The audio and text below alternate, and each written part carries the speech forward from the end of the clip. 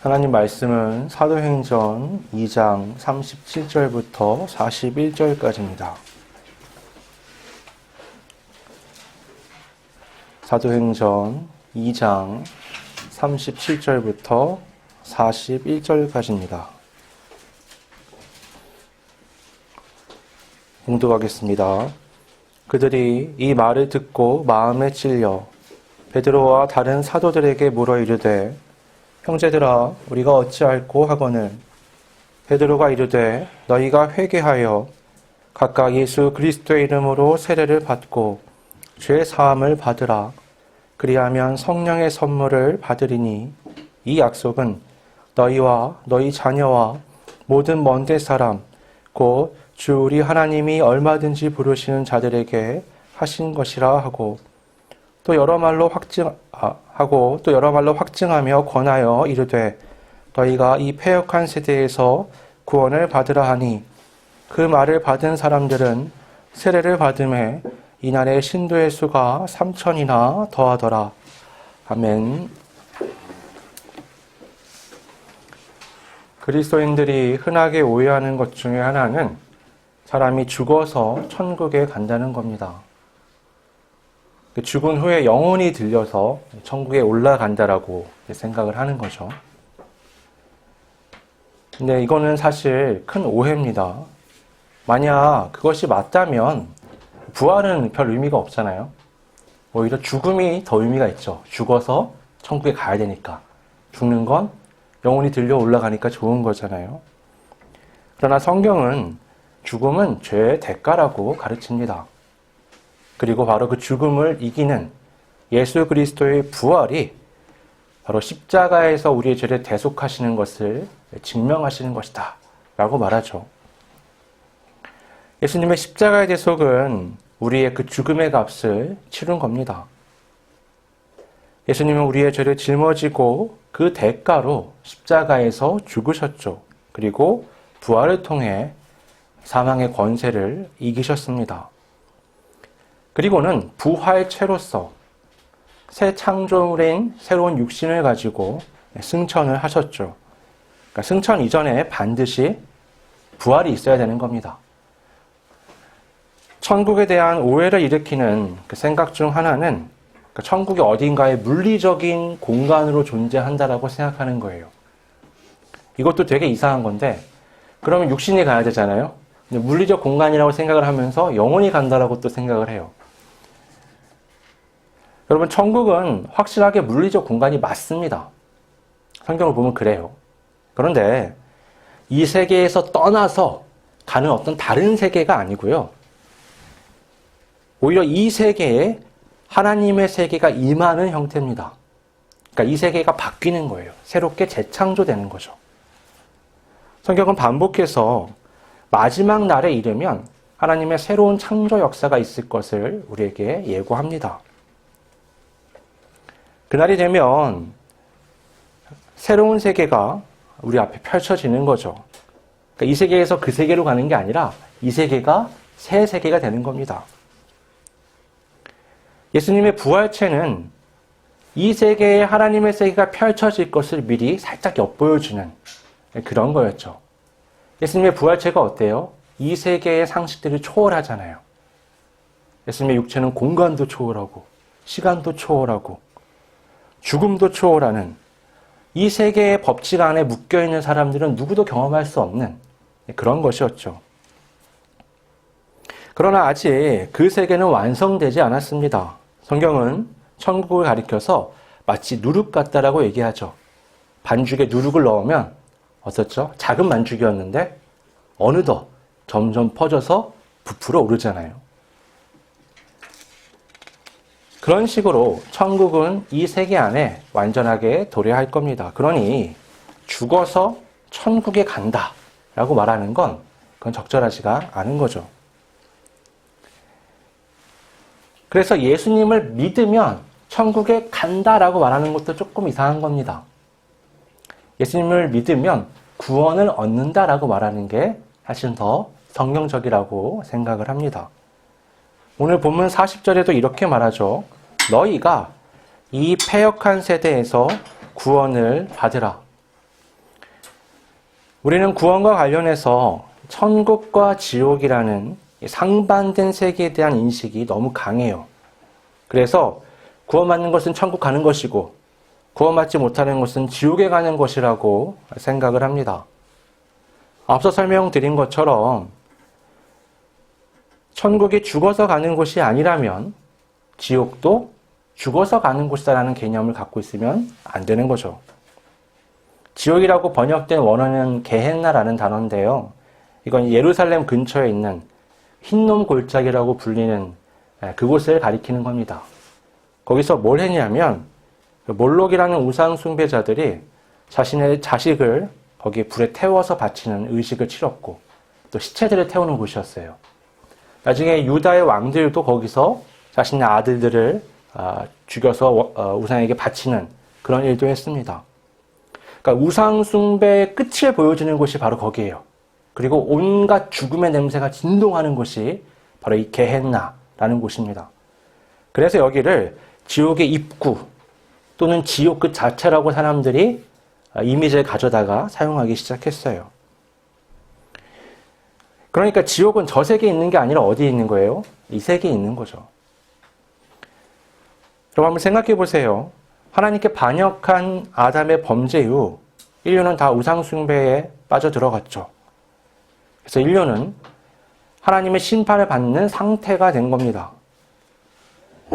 오늘날 일어나는 일들을 보면 좀 우스운 것들이 있어요. 뭐냐면 또 보통 서방 세계에서 많이 그렇게 하는데 그 성경이 동성애를 비난하니까 이 성경이 잘못됐다라고 얘기하기 시작하는 거예요. 그리고 성경을 읽으면 안 된다. 이거는 인권을 무시하는 거다라고 얘기합니다.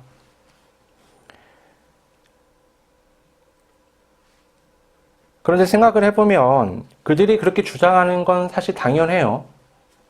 왜냐하면 바로 그들의 그 상태가 하나님의 심판을 받은 상태이기 때문에 그렇습니다. 하나님의 심판받은 자로서 심판의 자리에 이미 있기 때문에 심판은 하나님께 반역하기 때문에 일어나는 일이거든요. 그러니까 그들은 하나님에 대한 반감과 반역을 끊임없이 이어하는 거죠. 로마서 1장 26절, 27절은 이렇게 말씀합니다. 이 때문에 하나님께서 그들을 부끄러운 욕심에 내버려 두셨으니 곧 그들의 여자들도 순리대로 쓸 것을 바꾸어 영리로 쓰며 그와 같이 남자들도 순리대로 여자 쓰기를 버리고 서로를 향하여 음욕이 부릴 듯하며 남자가 남자와 더불어 부끄러운 일을 행하여 그들의 그릇 때문에 상당한 보응을 그들 자신이 받았느니라. 이미 그들은 하나님의 심판 자리에 놓여져 있는 겁니다. 그러니까 예수를 안 믿어서 지옥으로 간다가 아니라 이미 하나님의 심판을 받은 지옥의 자리에 있는 거예요. 성경은 그들이 주장하는 그 왜곡된 성에 대한 상태가 바로 하나님의 심판의 상태라고 말씀합니다.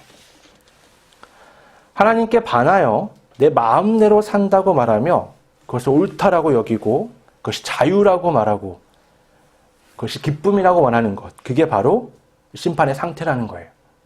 하나님의 기준이 아닌 내가 기준에 대해서 멋대로 살아가는 것, 그게 세상 기준으로 보면 당연한 거고 자유인 거고 옳은 것인데 성경의 기준으로 보면 그건 심판의 상태인 겁니다. 만약에 그들이 자신의 심판의 자리에 서 있다는 걸 알았으면 더 이상 그 자리에 머물러 있지 않겠죠.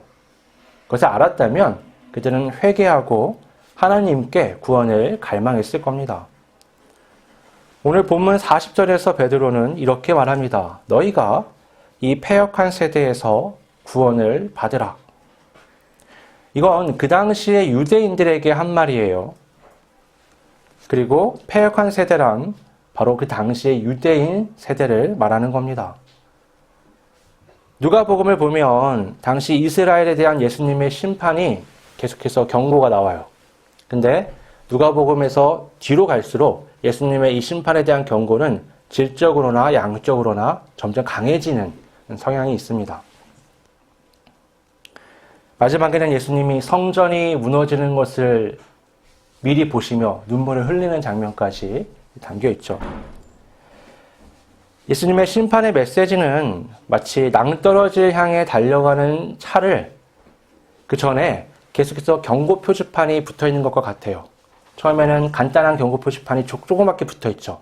이쪽으로 가면 낭떠러지가 있습니다.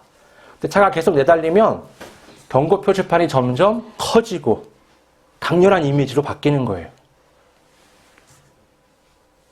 예수님은 이스라엘이 그렇게 낭떠러지를 향해 가는 것처럼 하나님의 심판을 향해 내달리고 있다고 보신 겁니다. 그래서 계속해서 경고를 하시는 거죠.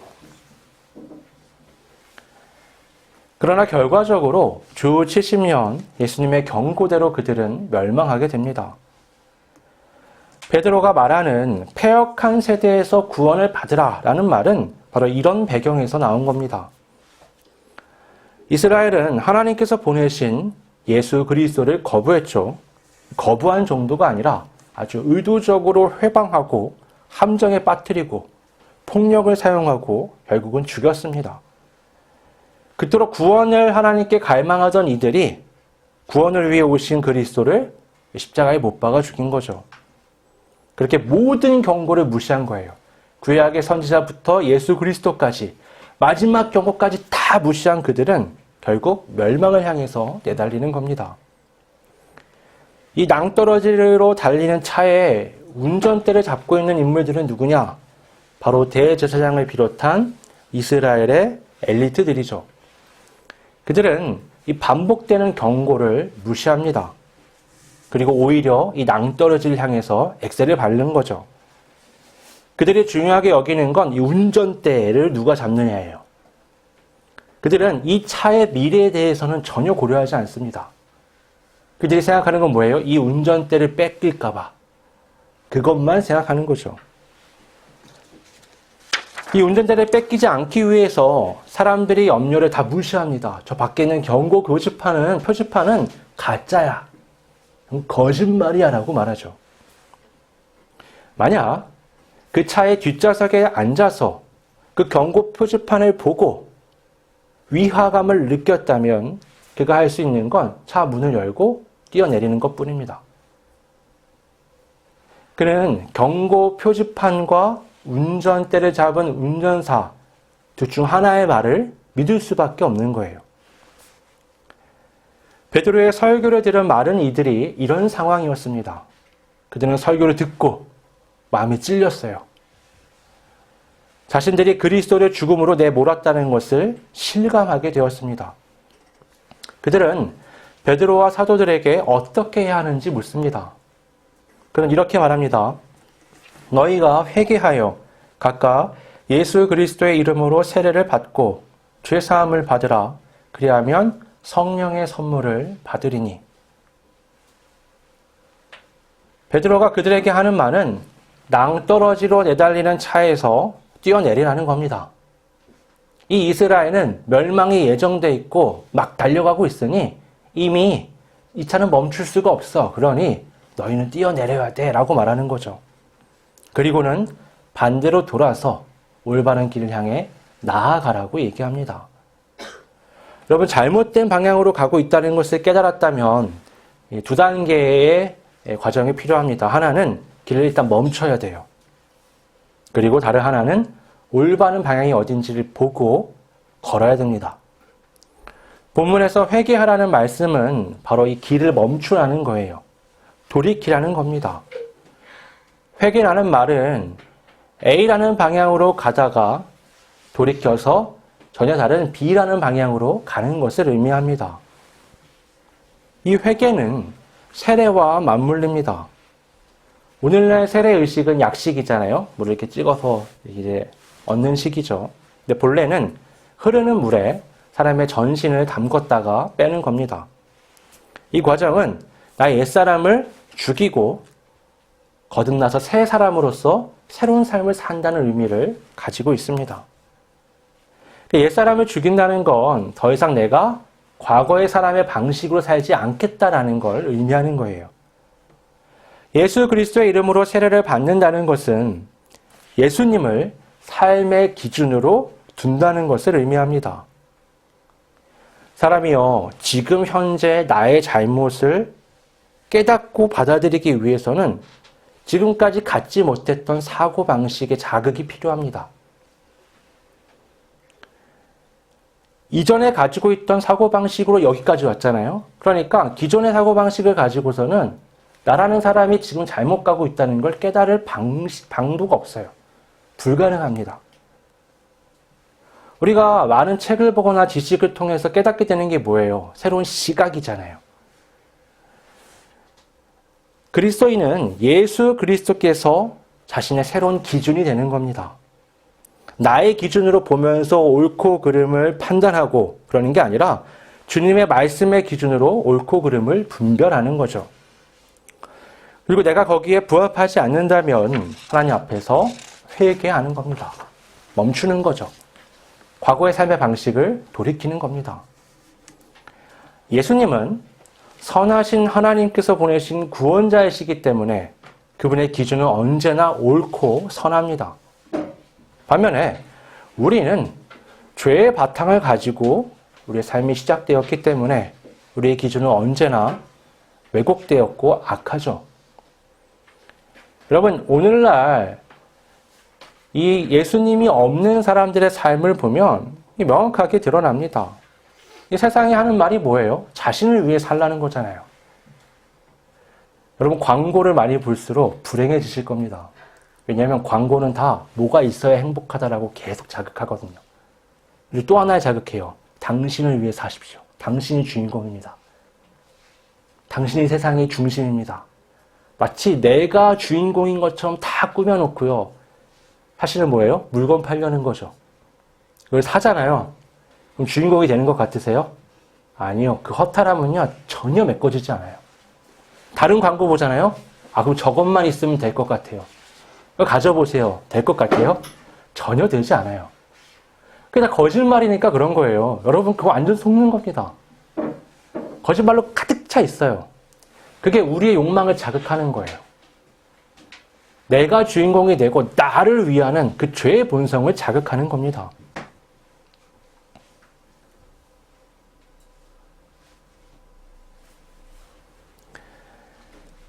내가 편하고 내가 좋고 내가 기분 좋으면 그게 옳은 게 되는 거죠. 그러니까 이건 예수가 없는 사람의 삶은 내가 항상 옳은 겁니다. 그게 삶의 방식이에요. 여러분, 그런 게 있겠어요? 항상 옳은 사람을 보신 적이 있습니까? 항상 틀린 사람은 있는데 항상 옳은 사람은 잘 볼 수가 없는 거죠. 이게 불가능한 거예요. 그런 결과는 내가 옳고 선해서가 아니라 내 기준이 왜곡되었기 때문에 그렇게 생각하는 겁니다. 우리는 다 그런 죄인들이죠. 그렇기에 우리는 회개할 때 자신의 죄를 고백하게 됩니다. 예수님의 기준으로 나를 객관화해서 바라보기 시작하면 회개할 것이 끝도 없이 나오죠. 끝도 없이 나옵니다. 그래서 건강한 그리스도인들은요, 시간이 지날수록 의로워지는 게 아니라요, 시간이 지날수록 자신의 죄의 무게를 더 크게 경험합니다. 그렇기 때문에 하나님의 은혜가 더 크게 느껴지는 거죠. 내 생각과 방식이 죄에서 출발해서 다시 죄를 불러온다는 걸 회개를 통해 인정하는 겁니다. 흥미롭게도 그런 사람이 죄 사함을 받는 겁니다. 바로 그 죄의 문제 때문에 우리 주 예수 그리스도께서 십자가에 못 박혀 죽으셨기 때문이죠. 믿음을 가지고 예수님의 이름으로 세례를 받는 일은 그래서 죄 사함을 받게 되는 겁니다. 그렇게 잘못 가던 길에서 멈춘 사람은 이제 새로운 방향으로 나아가야 합니다. 그렇기 위해선 새로운 표지가 필요하죠. 베드로는 그것이 성령의 내주하심으로 가능하게 된다라고 말씀합니다. 예수님은 요한복음 14장 26절에서 이렇게 말씀하셨습니다. 보혜사, 곧 아버지께서 내 이름으로 보내실 성령, 그가 너희에게 모든 것을 가르치고 내가 너희에게 말한 모든 것을 생각나게 하리라. 예수님의 말씀이 낭떠러지를 향해 가는 사람에게 경고 표지판이 되었다면 성령님은 각 사람 안에 거하시며 그 사람을 인도하시는 일종의 내비게이션 역할을 하시는 겁니다. 예수님의 말씀처럼 성령님은 때에 따라 우리에게 주님의 말씀을 생각나게 하시고 때로는 직접 가르치시며 인도하십니다. 그렇게 죄에서 돌이킨 사람은 구원을 향한 새로운 길을 이제 걸어갈 수 있게 되는 거죠. 반대로 말하면 성령의 내주하심이 없다면 바른 길을 향해 갈 수 있는 힘이 우리에게는 없는 겁니다.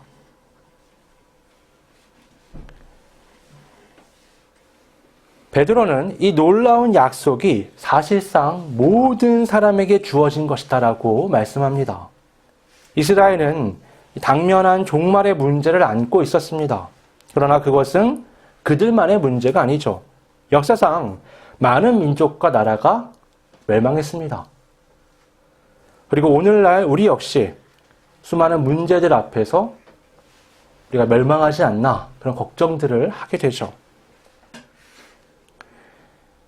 오늘날 문제들을 보면 당연한 것들이에요. 환경오염, 그 멈추면 되는 거지. 전쟁, 경제의 문제, 많은 것들이요 해결이 되지가 않습니다. 근데 보면 어때요? 사실은 그렇게 어렵지 않은 문제들인데 우리의 이기심과 욕심이 그걸 어렵게 만드는 거죠. 역사적으로요 나라가 한 번에 멸망하는 게 아닙니다. 전조들이 있어요. 과정들이 있고요. 그러나 멈추지 못하는 거죠. 마치 이스라엘의 멸망을 앞두고도 당장의 자신의 유익을 따지며 예수님을 십자가에 못 박았던 그들처럼 말이죠. 여러분 근데 그럼에도 돌이키는 사람들이 있었습니다. 그들은 전 세계 수치에 비하면 보잘것없는 그 시작은 120명의 사람들이었죠.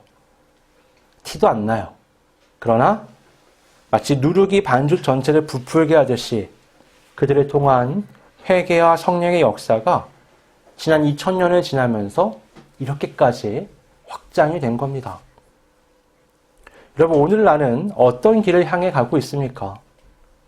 나는 주님의 말씀에 표대 삼아 성령의 이끄심을 따라 구원의 길을 걸어가고 있습니까? 아니면 계속할 때는 하나님의 그 경고의 메시지 앞에서도 욕심을 따라 계속 내달리고 있습니까? 여러분 우리는 이 세계에요 천국을 가져올 수도 있습니다. 반대로 이 세계에 지옥을 가져올 수도 있습니다. 예수님의 방식은 말씀을 따라서 섬기는 삶, 그것이 바로 우리 세계에 천국을 가져오는 겁니다. 반역자들의 방식은 뭐죠? 말씀을 거부하고 욕망을 따르는 삶이죠. 그건 이 세계에 지옥을 가져옵니다. 여러분 내가 잘 되려고 우상에게 내 자식을 죽여 불에 살라 바치는 것, 그거보다 더 잔인한 욕심의 끝을 보여줄 수 있는 건 없죠. 반대로 이 세상의 천국을 가져오기 위해서 내 자신을 가장 잔인한 방식으로 내어주면서 섬기는 것, 그것보다 아름다운 사랑은 없는 겁니다. 여러분 우리가 삶에서 길을 잃었다면 그리고 무언가 잘못된 것으로 가고 있다고 느낀다면 일단은 멈춰야 됩니다. 그리고 말씀 앞에 내 자신을 세워야 되죠. 그러면 성령의 인도하심을 따라 갈 방향이 어디인지 확인할 수가 있습니다. 항상 구원을 향한 길을 온전히 걸어가는 우리 모두가 되기를 바랍니다. 기도하겠습니다.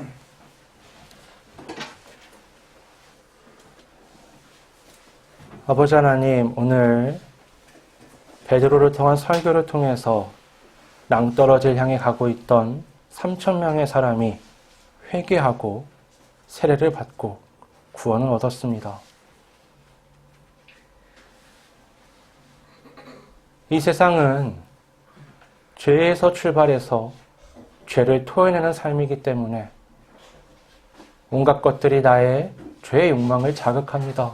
아버지 하나님, 그것들을 이루면, 그것들을 가지면, 그것들을 성취하면,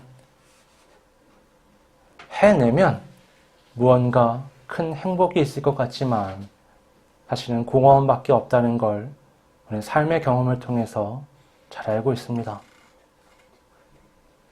그런 헛된 것들을 향해 내달리는 것이 아니라 멈춰 서서 말씀에 비추어 자신을 살피고 회개하며 성령의 내주하심과 인도하심 가운데 하나님이 가리키시는 방향을 향해 구원을 향하여 온전히 나아갈 수 있는 우리 모두가 될 수 있도록 인도하여 주시옵소서. 거룩하신 예수님의 이름으로 기도드립니다. 아멘.